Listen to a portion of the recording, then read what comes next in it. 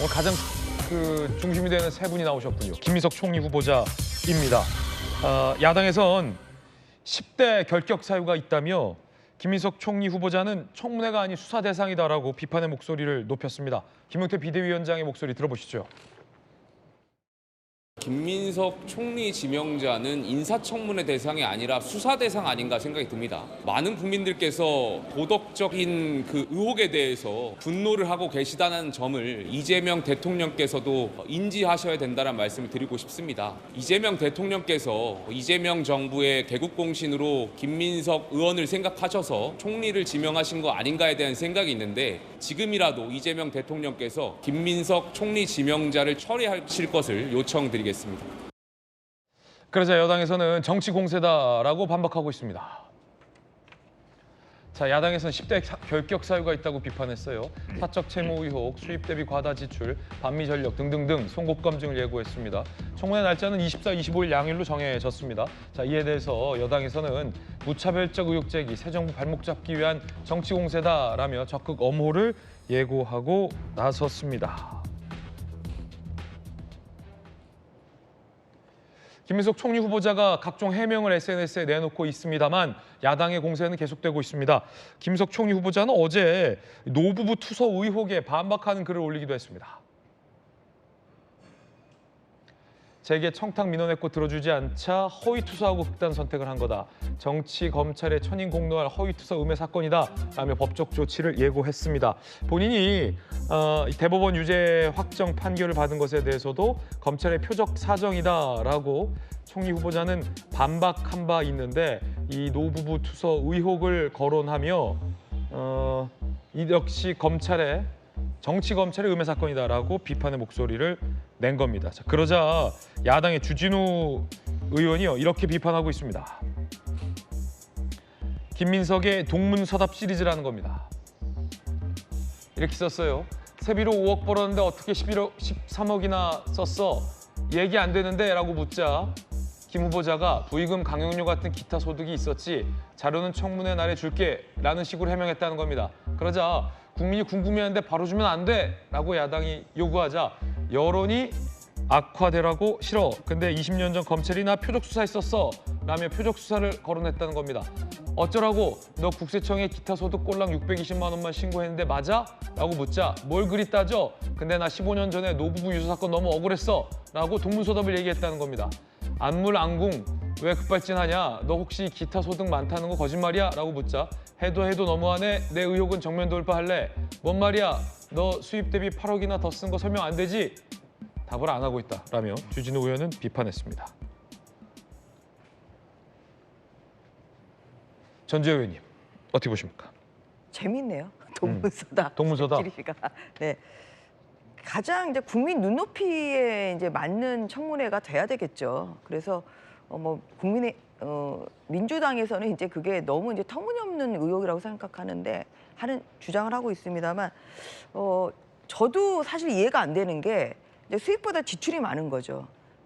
계산만 해보면 됩니다.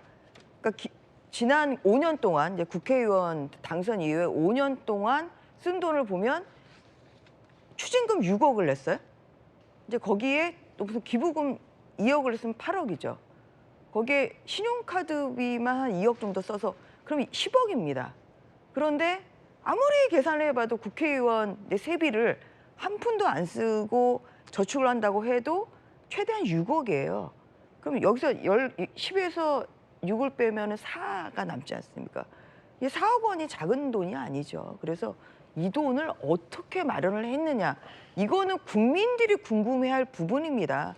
국민의 힘이만 궁금해하는 부분이 아니에요. 근데 이 부분에 대해서 자료 제출을 안 하고 있죠. 자료 제출 안 하고 있습니까? 네, 아직까지? 안 하고 있고 어떻게 재원을 마련했고 어떻게 갚았는지.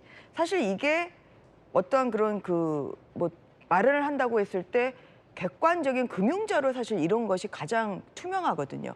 근데 그런 것을 제출해야 되는데 안 하고 있다 이러고 계시고요. 저는 개인적으로 또 궁금한 게 뭐냐면 지금 4인간 그 채무가 1,000만 원씩 9명으로부터 9천만 원 빌린 게 있어요. 4천만 원 빼고. 본인이 후보자로 지명된 이후에 9천만 원도 갚았다고 좀 하거든요. 그럼 이 돈은 지금 어떻게 마련을 한 건지.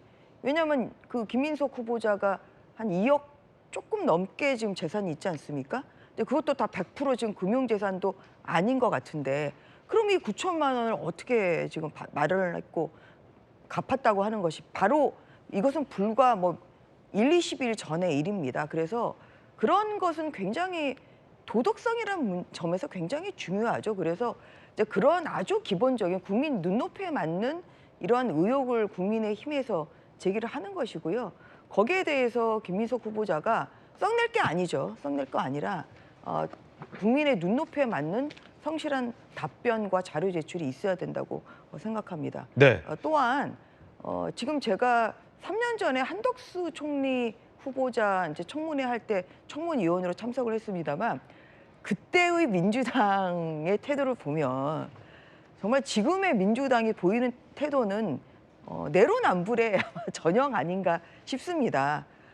엄청나게 많은 자료 제출도 했고요. 한덕수 총리가 정말 거의 흠결이 없는 분이었음에도 불구하고 바로 국회 동의가 통과가 되지 않았습니다. 한참 지난 다음에 가까스로 통과가 됐는데 결국은 이것은 뭐냐 이제 180석 넘는 다수의 의석을 가진 민주당이기 때문에 그냥 청문회는 그냥 통과 의례일 뿐이다.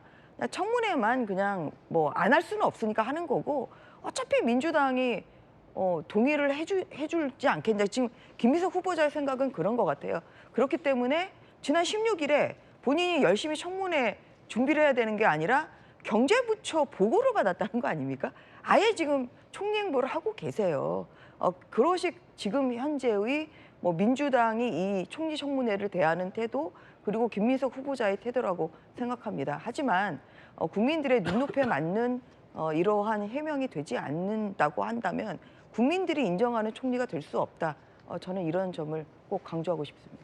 김 후보자가 쉽게 입증할 수 있다라는 취지로 해명도 했는데 입증 서류를 안 낸다라는 건 입증을 못하는 거냐라는 게 이제 야당의 비판인데요. 서류 안 낼 계획인가 궁금하기도 하고 강연비나 이런 게 얼마나 많길래 억대의 어떤 그런 기타 소득이 있는지 많은 국민들 좀 궁금해할 것 같은데 성춘 부의장님 자료는 왜 안 되는 겁니까? 일단 자료는 저는 인사청문회 때 그리고 인사청문위원들에게 제출이 될 거라고 보고요. 그때까지 좀 기다려보자. 원래 늘 있는 논란입니다. 왜냐하면 인사청문회 전에 뭔가 언론이나 이런 그 야당에서의 의혹 제기가 있을 때 자료 제출을 좀 더 해라 아니면 공개하라 이런 얘기들을 하는데 인사청문회 그 공적인 권한을 받고 있는 인천 청문위원들에게만 제공하면 되는 거거든요. 그러니까 그 이전에 전 해명하는 것들이 지금까지 수준으로 봤을 때는 어느 정도 납득이 되는 부분이 전 많다고 봅니다. 왜냐하면 지금 사적 채무를 자꾸 지적을 하시는데 사적 채무 어떻게 갚았냐라고 했었는데 그 김민석 후보자가 얘기했죠. 대출 받아서 갚았다라고 얘기했습니다. 그리고 뭔가 이 후보자가 됐기 때문에 갑자기 갚은 거 아니냐? 왜 예금이 6천만 원 가까이 있었지만 그거를 갚지 않았냐? 이런 얘기들을 하시는데 그 소득이 있음에도 그 저축 금액이 있음에도 사적 채무를 안 갚았으면은 그거는 사실상 불법 정치 자금을 받은 거 아니냐 이 논리를 들이대면은 그럼 주진우 의원은요?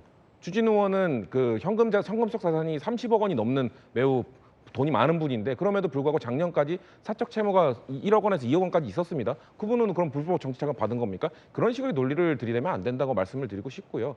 그리고 그 김민석 후보자 뭐 아들 관련 그리고 뭐 증인으로 뭐 전 부인까지 나와라 이런 얘기들을 하시는데 저는 그것도 너무 과도한 것이다. 왜냐면은 가정사가 있고 그리고 분명 전 부인이 아들의 유학비를 대고 있다는 얘기 이 정도 해명이 됐으면은 저는 왜 전 부인까지 이 청문회장에 와야 되느냐 말씀을 드리고 싶고 그리고 아마 지금 소득과 이 지출의 그 갭 그거에 대해서 그러면은 그 갭을 어떻게 설명할 건지 지금 아까 또 주요한 것 중에 하나인데 저는 그 인사청문회 과정에서 좀 설명할 거라고 보는데 일단은 그 결혼식이 있었죠. 결혼식 축의금은 뭔가 이 공식 신고를 안 해도 되는 부분입니다. 그리고 2019년에는 김민석 의원이 재혼을 하셔서 결혼식이 있었고 2020년에는 또 부인 쪽에 이 장례 조의금이 한 번 있었기 때문에 두 번의 경조사를 통해서 상당한 금액을 좀 받았을 것으로 보여지고 그건 뭐 불법적인 것이 아닙니다. 그렇기 때문에 그걸로도 또 차익이 설명이 안 된다 하면 아마 추가적인 설명을 저는 인사청문회 통해서 하셔야 된다고 보고요. 그런 것들을 종합해서 봤을 때 네. 국민의힘 뭐 10대 결격 사유다, 10대 결격사도 말합니다만 좀 국민들이 느끼시기에 결정적 한방은 아직 없다. 그렇기 때문에 인사청문회에서 저는 충분히 추가적 해명을 통해서 국민적 설득을 할 수 있다고 저는 생각합니다. 네, 양쪽 의견 전해드렸습니다.